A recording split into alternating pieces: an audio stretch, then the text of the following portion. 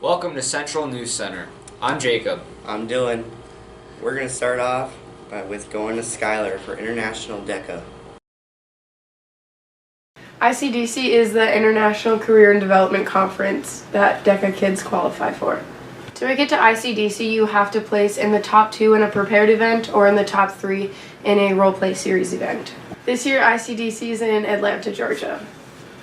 So what we do to prepare is we do a lot of fundraising because it costs a lot of money to bring 24 kids to nationals. And by doing this, we have weekly meetings in the morning before school, and then we're also meeting after school. We have a group of mind, we're texting in all the time, and we're basically just trying to get all the funds together and ready. ICDC last year was in Anaheim, California, and it was really fun. We got to go to Disneyland and we got to go to Universal, and then the experience overall was really fun. I am probably most excited for just going on a trip with a lot of my friends. I'm most excited to meet a bunch of new people. The trip itself is fun. We go to Six Flags, we're going to do all these different things. There's a big concert, but mostly you get to meet new people. You walk around down the street and there's 19,000 kids and you're like, hey, where are you from? And they're like, New Jersey. And you're like, oh, we're from North Dakota. And then you just start a conversation. So that's what I'm most excited for. Thanks, Jack. Now to Davey with FBLA Nationals.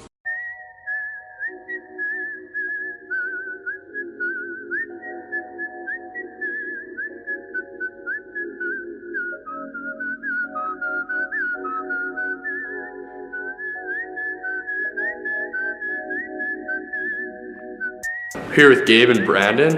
Guys, how long have you been in FBLA? We've both been in for just this year. What have been some of your highlights this year? Definitely winning state. Do you two plan on attending the national conference this year? Yes, we do. It should be fun. And what are you competing in? We're competing in the event of digital video production. All right, thank you guys for your time.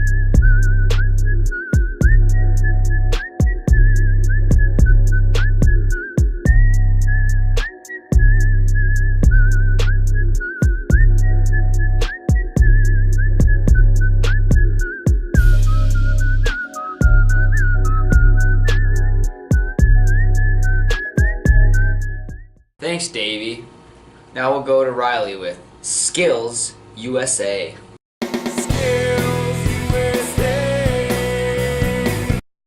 This is Mr. Gunderson, one of our 2 SkillsUSA advisors. Can you give us a brief description of SkillsUSA? Yes, SkillsUSA is a international organization focused on high school, college, and technical colleges, and even middle school programs. Currently, there are over 335,000 members nationwide, and again, the idea is to empower its members to become world-class leaders and workers. And again, the vision is to provide a highly skilled workforce for the world. And currently, there are like 600 business, industry, and labor organizations that actually support SkillsUSA. So what events did you compete in? Well, we this year SkillsUSA North Dakota, we competed in programming, internetworking, informational technology services, and technical drafting. In the future, possibly next year, there may include a robotics and a cybersecurity events as well. So how did you do in your events? Well, our students did well. In programming, we took first and fourth. First means they earned a gold medal. And then in internetworking, we placed first and third, so we ended up with a gold and a bronze medal. And then we placed a student fourth in information technology services. And then technical drafting, Mr. Carlson's students placed first, second, and third. How do you pick students for SkillsUSA? We pick them from our classes that we have, and based on a number of factors. So they include their grades that they earned in the class, teacher observation of them, and lab opportunities when we're working on labs, and again, attitude is a big factor. Well, thank you for your time. Thanks, Riley. You're welcome. Now to Tyler with why you should take VP. What is VP? Why did you take video production? I chose to take video production because I like the teacher. It's a fun atmosphere. The technology is new. We have a lot of good technology that we work with. There's fun courses and classes that are based off of that. So I think it was just a good opportunity for me. So I could step out of my comfort zone Would you recommend taking it? Yes, because it's a really fun class. Mr. Lennon teaches you a lot, so. I would. I think it's a lot of fun. The teacher's really nice. The classroom environment is really good for working. There's a lot of fun projects that we do, whether it's the movie trailer, the music video. There's a lot of stuff in it. I think it fits everyone's likes. What is one thing you like about this class? I like the teacher. I like the projects we do. You know, it's a good time to work. It's a fun environment to work at, and you can take class. You can work on it outside of class. There's a lot of things you can do, so it really suits the needs of students. What is one thing you like about this class? Like I said, Mr. Lennon teaches you a lot. He's a really good teacher. Are you going to take video production too next year? I wish I was, but I'm graduating, so no. Thanks for your time. I do plan to. As a junior this year, senior year, I'm going to take video production too, and I would recommend that as well. All right, thanks for your time. Thank you. Thanks, Tyler. Now to Gabe with Future of GFC Football.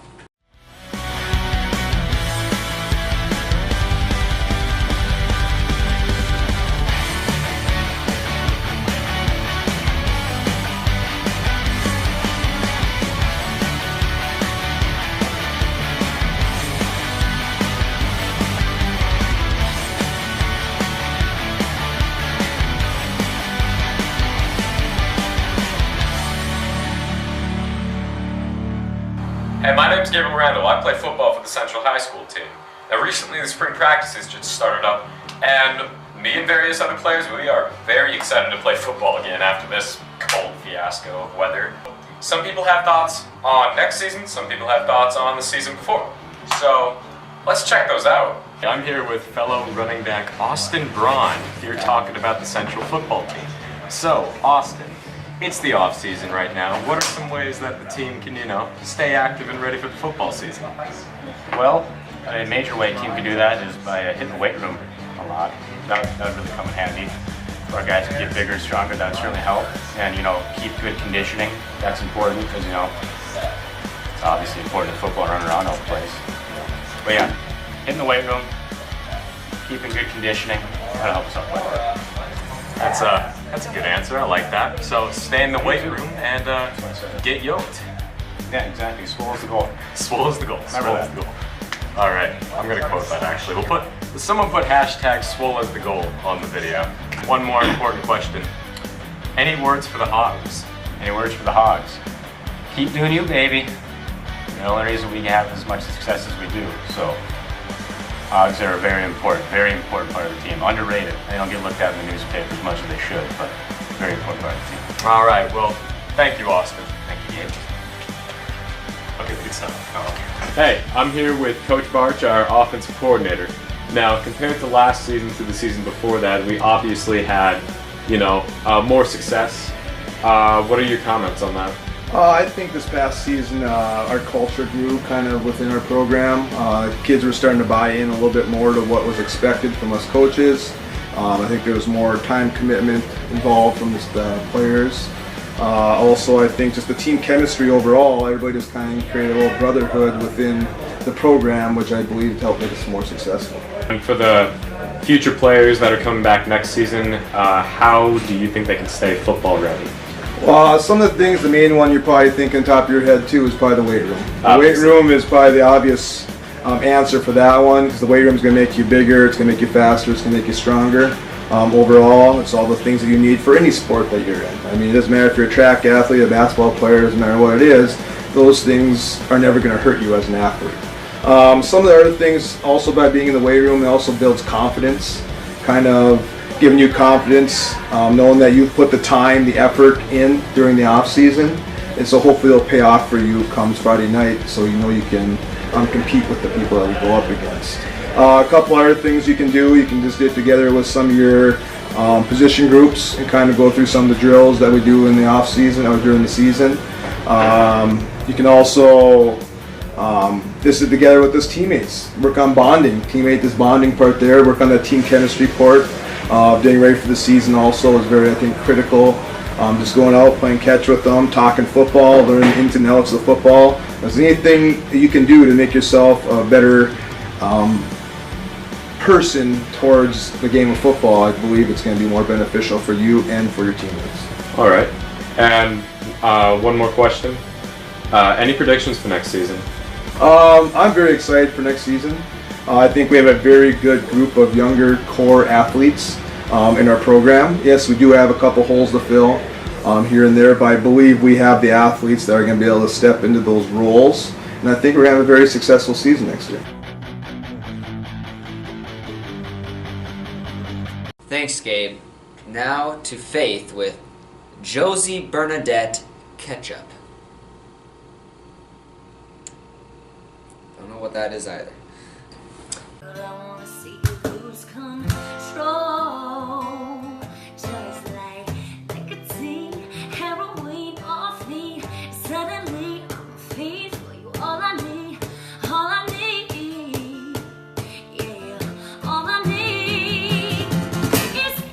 Majority of my time I'm writing.